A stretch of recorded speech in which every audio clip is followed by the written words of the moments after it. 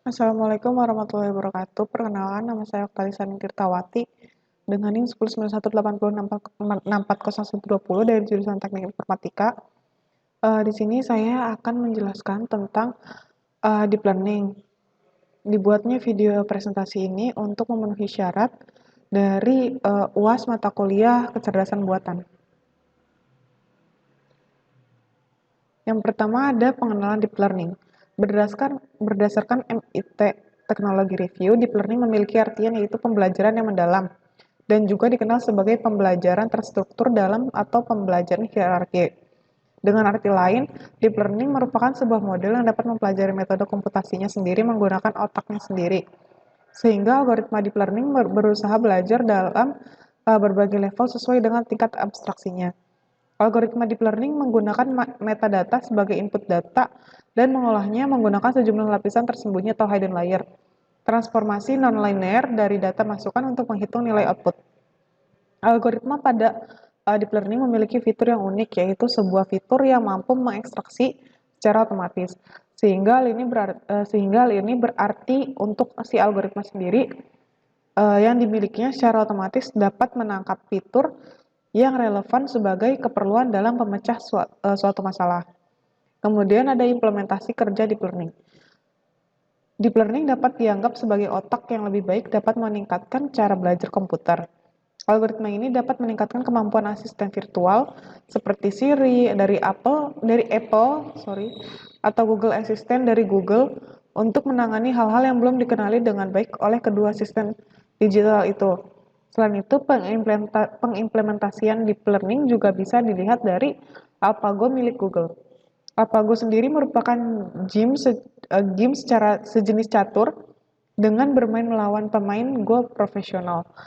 Deep learning AlphaGo mempelajari bagaimana ia bermain di tingkat yang belum terjamah sebelumnya oleh AI. Hebatnya lagi, apa yang dilakukannya tanpa instruksi apapun ketika melancarkan gerakan-gerakan spesifik. Untuk metodenya, di sini algoritma deep learning itu memiliki 3 jenis metode. Yang pertama ada deep learning for unsupervised learning, yaitu tipe ini tuh digunakan pada saat label dari variabel target tidak tersedia dan korelasi nilai yang lebih tinggi harus dihitung dari unit yang diamati untuk menganalisis polanya. Yang kedua ada deep learning for supervised learning. Deep learning ini punya tipe yang digunakan pada saat label dari variabel target yang selalu tersedia dalam bentuk langsung ataupun tidak langsung. Sehingga kategori ini juga secara langsung memberikan kekuatan diskriminatif untuk tujuan klasifikasi pola. Yang ketiga ada hybrid deep networks.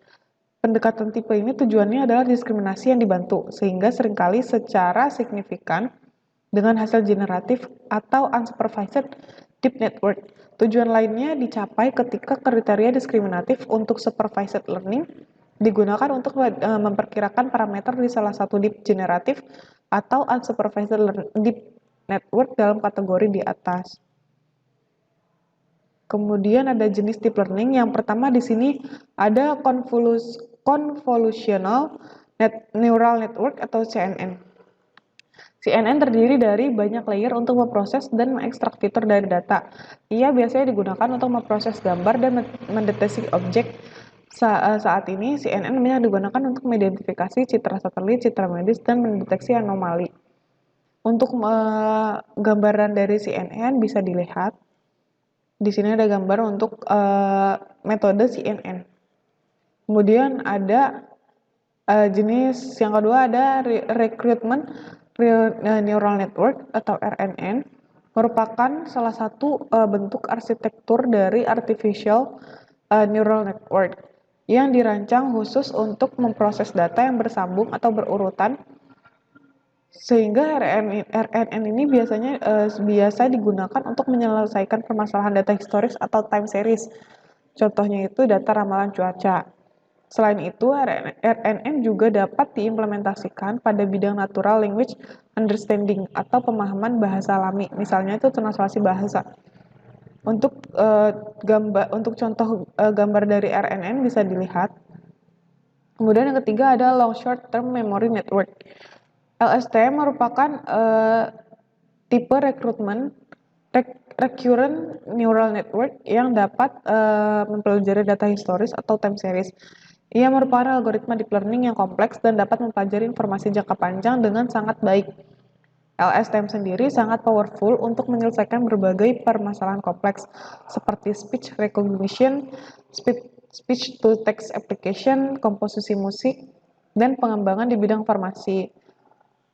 Kembali lagi untuk gambarannya bisa dilihat sendiri dari LSTM tersebut. Kemudian yang terakhir ada self-organizing maps. Jenis terakhir ini adalah self-organizing maps atau SOM. Algoritma ini mampu membuat visualisasi data secara mandiri. SOM ini diciptakan untuk membantu penggunanya dalam memahami data dan informasi berdimensi tinggi.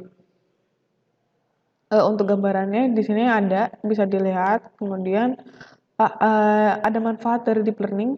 Yang pertama dapat memproses unstructured data seperti teks dan gambar. Yang kedua dapat mengotomatisasi proses ekstraksi fitur tanpa perlu melakukan proses pelabelan secara manual. Yang ketiga memberikan hasil akhir yang berkualitas. Yang keempat dapat mengurangi biaya operasional. Dan yang terakhir dapat melakukan manipulasi data dengan lebih efektif. Sekian video presentasi dan pengenalan deep learning dari saya. Kurang lebihnya mohon maaf. Wassalamualaikum warahmatullahi wabarakatuh.